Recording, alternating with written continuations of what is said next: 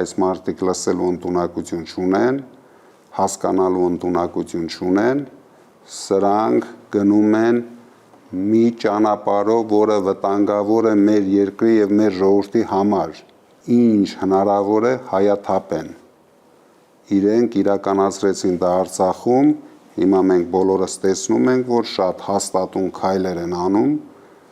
որպեսզի տարբեր հայկական շրջաներում առավել եւս Սյունիքում իրականացնեն Ալիևի հաջորդ պլանները։ Նորից հիշեցնում եմ մարդկանց, մենք շատ վտանգավոր ճանապարհի վրա ենք, եթե մենք հունիսի 7-ին չկանգնեցնենք այս վտանգավոր իշխանությանը, մենք կունենանք 300,000 ադրբեջանցիներ Հայաստանում, ինչքան էլ իրենք փորձեն դա ներկայացնեն, որ մենք նախընտրական ինչ-որ խոսույթ ենք ձևավորել, բայց չեն կարող բացատրել մեր ժողովրդին, ինչու է ամեն օր Ալիևը դրա մասին խոսում, ինչու են Ալիևի օգնականները դրա մասին խոսում, ինչու է Փաշազադեն արդեն պլանավորում Հայաստանում իրենց մսկիթների կառուցումը, ինչու են իրենք հունիսի 16-ին, 17-ին մեծ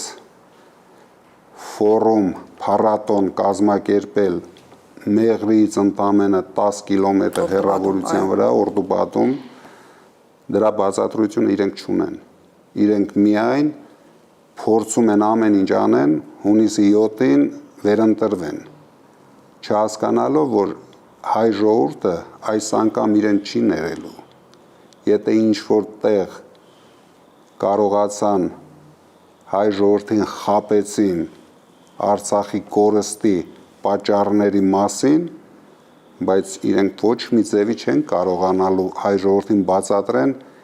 ինչի համար բացեցին Սյունիքի դարպասները եւ ինչ մենք ստացանք դրանից։